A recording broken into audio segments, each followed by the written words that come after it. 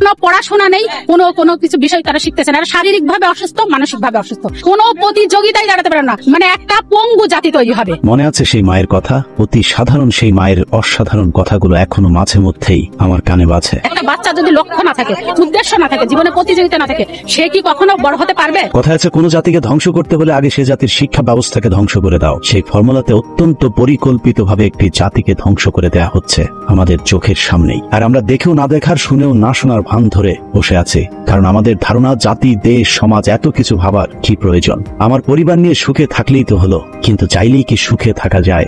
ঘুণে ধরা সমাজের উই পোকাগুলো একদিন আপনার পরিবারকেও কুড়ে কুড়ে খাবে।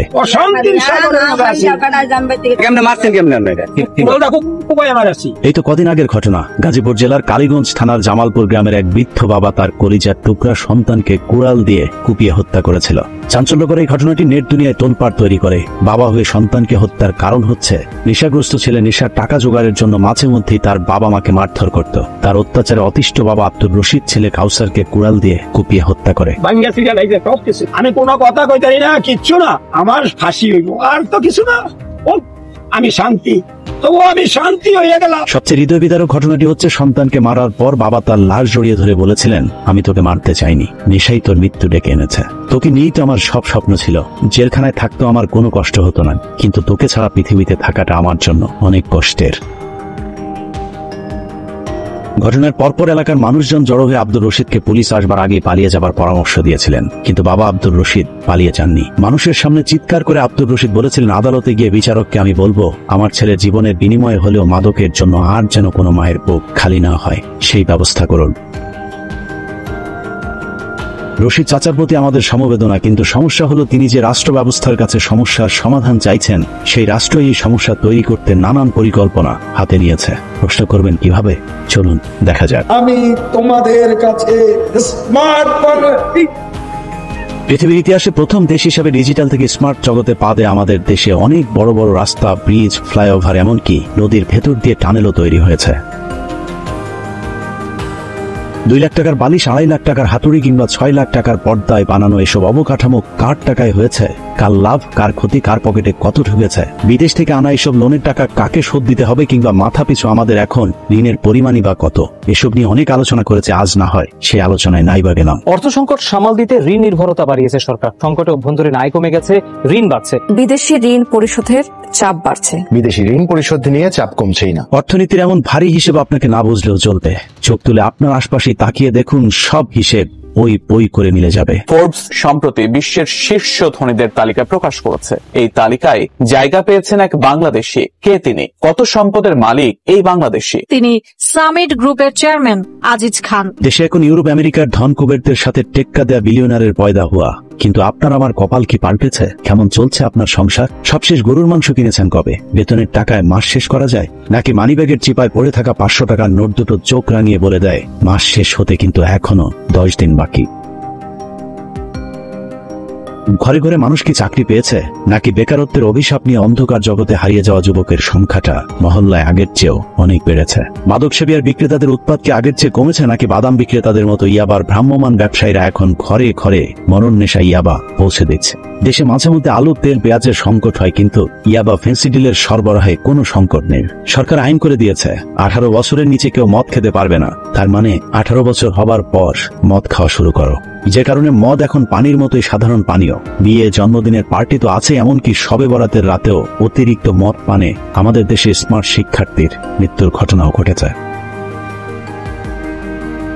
সমাজের এরকম সরল চিত্রে আপনাকে জানিয়ে দেবে কতটা ডিজিটাল আর স্মার্ট হয়েছে আমাদের সোনার বাংলাদেশ।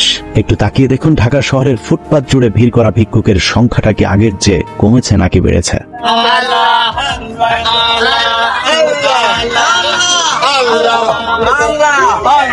ঢাকা মেডিকেলে গিয়ে দেখুন, বিরাট বড় বড় ফ্লাইওভারের শহরে এখনো চিকিৎসা না পাওয়া মানুষ হাসপাতালের মেঝেতে চিকিৎসাহীন হয়ে পড়ে আছে। উন্নয়নের হিড়িক লাগা শহরে সবচেয়ে বেশি উন্নতি হয়েছে মশার বংশ বিস্তারে। নেট দিয়া জানালা ঢালাই করা হয়েছে, তারপরেও নেটও মানে না। সিটি প্রশাসনের কোনো উদ্যোগ নাই, শুধু ওরা মুখ দিয়ে বলে কিন্তু আসলে কাজে কিছুই করে না। ধুলার দাপটে এখনো দম বন্ধ হয়ে আসে, আর বৃষ্টি শুরু না হতেই তলিয়ে যায় অলিগলি থেকে শুরু করে শহরের প্রধান সড়কগুলো। দিনে বৃষ্টি হলে তো মানে কোন অবস্থা, পানি রিক্সা বোর্ডের উপরে ওঠে। কারো কোনো উদ্যোগ আছে বলে মনে হয় না। অবৈধভাবে ক্ষমতায় টিকিয়ে রাখার দায়িত্বে থাকা দ্বিগুণ তিনগুণ বেতন বাড়া সরকারি কামলারা এখনো আগের মতোই ঘুষের জন্য ফাইল আটকে রাখে। তবে বেড়েছে চাহিদা মাত্র দিতে বাধ্য থাকা ঘুষের পরিমাণ। এই যদি হয় অবস্থা, তাহলে কিসের উন্নয়ন, কার উন্নয়ন? দিনকে দিন বাড়ছে বৈষম্য, বাড়ছে দরিদ্র মানুষের সংখ্যা। দারিদ্র্যের কষাঘাতে দেশ ছেড়ে প্রতিদিনই মানুষকে ছুটতে হচ্ছে বিদেশের মাটিতে। ভূমধ্যসাগরে ডুবে যাওয়া প্রতিটি জাহাজে এখন স্মার্ট বাংলাদেশের নাগরিকদের লাশ মিলছে। একবার যে যায় ওই গেম করে সে আর রিটার্ন আসতে পারে না। প্রাণের ঝুঁকি নিয়ে এভাবেই ছোট ছোট কাঠের নৌকায় করে পাড়ি দিচ্ছিলেন ভূমধ্যসাগর। উদ্দেশ্য একটাই, জীবন ও জীবিকার তাগিদে স্বপ্নের ইতালিতে পাড়ি জমানো। এদিকে বাংলাদেশি আজনবীরাই এখন মধ্যপ্রাচ্যের সবচেয়ে কম দামি দাস। প্রতি বছরই কমছে আমাদের পাসপোর্টের মান।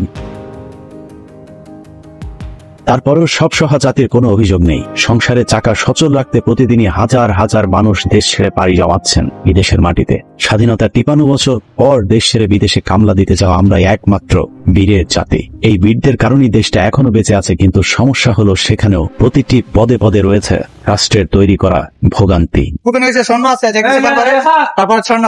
কাস্টম থেকে আপনি ব্যাগ শেষ করে লেগেছে, মোবাইল ছিল, স্যামসাং ব্যাগ।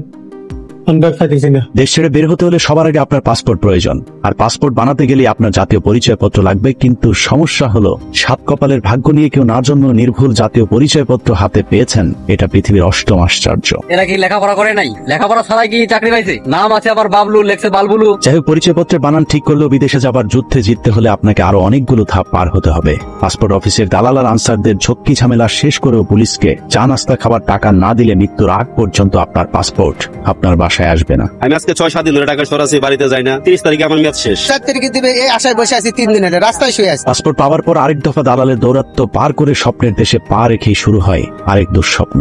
যে ভিটে মাটি বিক্রি করে বিদেশ গিয়েছিলেন, 10-15 বছর বিদেশ খাটার পর বিক্রি করে আসা সেই জমি আবারও কিনতে পেরেছেন, এমন সৌভাগ্যবানের সংখ্যাও খুব একটা বেশি নয়।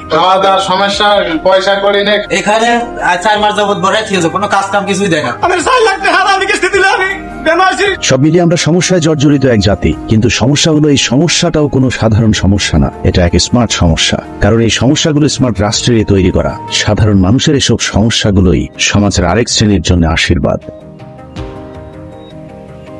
রাষ্ট্রের পরিকল্পনা অনুযায়ী বিশাল বিশাল বাজেটের কিছু মেগা প্রকল্প বাস্তবায়ন করা হয়েছে। বিরাট এসব প্রকল্পের বাজেট বরাদ্দ দিতে বিদেশ থেকে করা হয়েছে বিরাট বিরাট অঙ্কের লোন। এই লোনের 20 ভাগ প্রকল্পে খরচ করা হয়েছে, আর 80 ভাগের অর্ধেক মা খালা খেয়েছে, অর্ধেক তার জয়।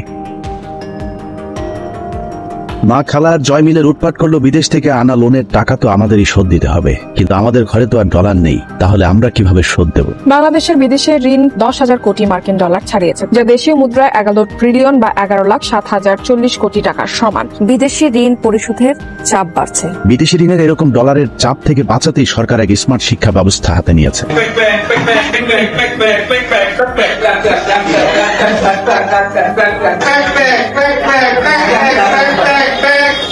যে শিক্ষা ব্যবস্থায় পড়াশোনা শেষ করে আপনার বিদেশে গিয়ে কামলা দেয়া ছাড়া আর কোনো কিছুই করার থাকবে না। জাতিকে আসলে মেধাশূন্য করার জন্যই আসলে এই বর্তমান শিক্ষাক্রম সেটি আসলে চালু করা হয়েছে। তাতেই দেশে ডলার আসবে, আপনি বছরের পর বছর বিদেশ গিয়ে টাকা কামাবেন, আর সরকার আপনার টাকায় বড় বড় ব্রিজ বানাবে। হিসেব আগের মতো 20 ভাগ প্রকল্পে আর 80 ভাগ নিজেদের মাঝে লুটপাট।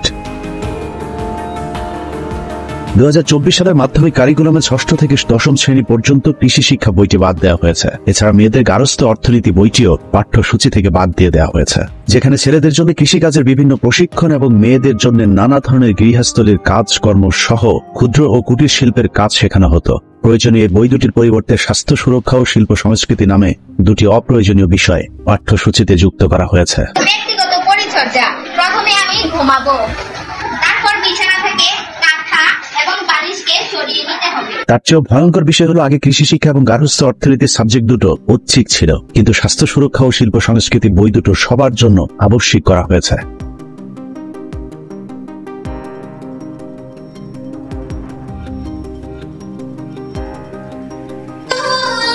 আগে পড়াশোনা করে কোনো চাকরি না পেলে অন্তত কৃষি কাজ করে কোন রকম গ্রামে জীবন চালানো যেত, কিন্তু তাতে তো আর ওই ডলার আসবে না। সরকারের প্রয়োজন ডলার, আর সেটা পেতে হলে মানুষকে বিদেশে পাঠাতে হবে।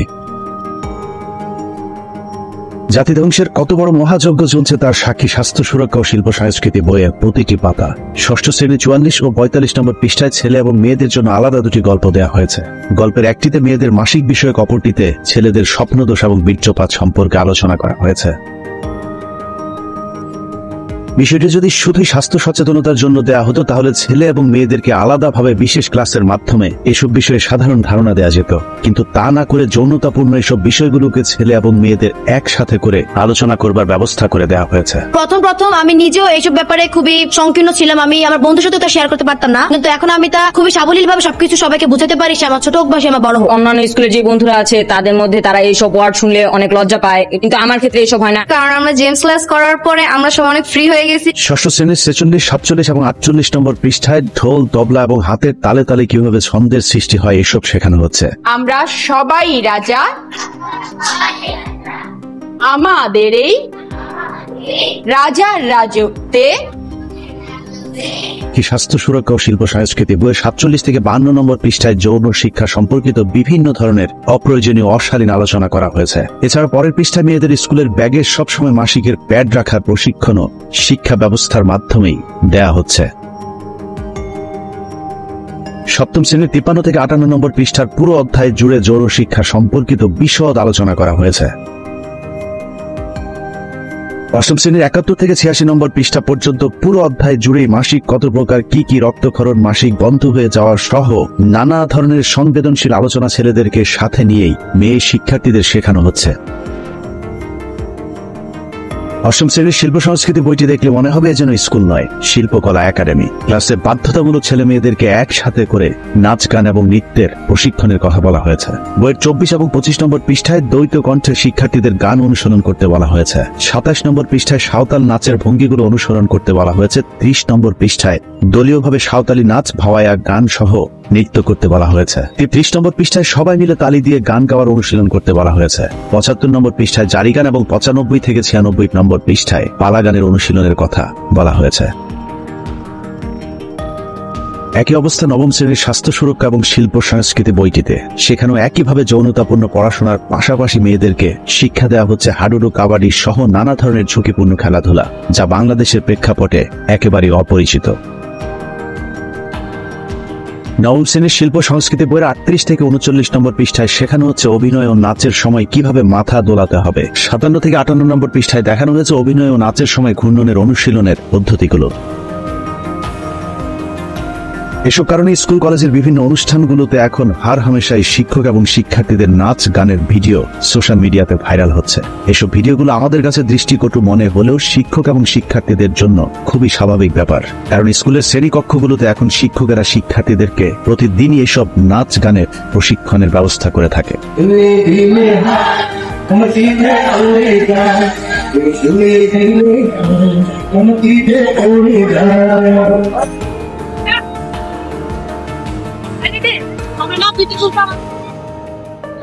কাদের ইশারায় আমাদের শিক্ষা ব্যবস্থার এই বেহাল দশা সেটা বোঝা যাবে শিল্প সংস্কৃতি বইয়ের 60 থেকে 61 নম্বর পৃষ্ঠা খুললে, যেখানে শাস্ত্রীয় সঙ্গীতের অনুশীলনে শেখানো হচ্ছে উত্তর ভারতীয় বা হিন্দুয়ানি শাস্ত্রীয় সঙ্গীত এবং দক্ষিণ ভারতীয় বা কর্ণাটকের শাস্ত্রীয় সঙ্গীত, এবং এই সবকিছু বাধ্যতামূলকভাবে প্রতিটি শিক্ষার্থীকে শিখতে বাধ্য করা হচ্ছে। মূলত বাংলাদেশের রাজনীতি, অর্থনীতি, ধর্ম, সংস্কৃতির মতো শিক্ষা ব্যবস্থা ধ্বংস করে দেওয়ার জন্যই ভারতের এই গভীর চক্রান্ত।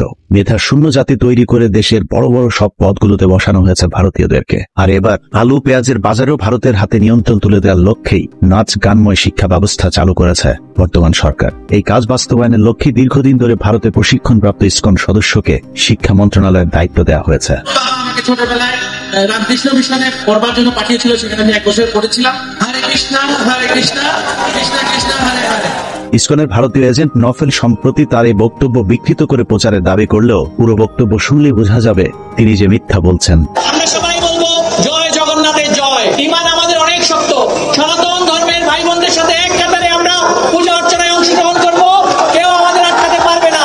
বাংলাদেশে ভারতের শত্রু বিএনপি কিংবা আওয়ামী লীগ নয়, তাদের শত্রু হলো এদেশের মুসলমানদের ঈমান, যে কারণে তারা আমাদের দেশ থেকে ইসলামী মূল্যবোধকে ধ্বংস করতে চায়। কৃষ্ণ কৃষ্ণ হরে হরে হরে রাম হরে রাম। এ কারণে অনুষ্ঠানের একদম শুরুতে বলেছিলাম, সমাজে যখন খুনে ধরবে তখন আপনার পক্ষে পরিবার নিয়ে সুন্দর করে বাঁচা সম্ভব নয়। পুরো রাষ্ট্রই যখন নষ্টদের দ্বারা পরিচালিত হয় তখন আপনি, আমি, আমাদের পরিবার কিভাবে নিরাপদে থাকবে? চারিদিক থেকে আপনাকে চেপে ধরবে এই নোংরা সমাজ। ব্যাগ নৃত্যের জন্য প্রস্তুত, আরম্ভ করো। ওরে ও দেখেছি দেখেছি তোমার লম্বা দুটি ঠ্যাং। একদিকে নোংরামো, অসভ্যতা এবং মাদক, অন্যদিকে মেধা শূন্য এক নপুংসক পঙ্গু জাতি তৈরিতে কাজ করছে ভারত। যে কারণে শিক্ষা ব্যবস্থার বিরুদ্ধে জোর প্রতিবাদ করে তুলতে হবে। সম্ভব না হলে পরিবার থেকে আপনার সন্তানকে মানবিক ধর্মীয় মূল্যবোধের শিক্ষার ব্যবস্থা করতে হবে। তা না হলে চরম এক অন্ধকার ভবিষ্যতের দিকে এগিয়ে যাবে আমাদের ভবিষ্যৎ প্রজন্ম।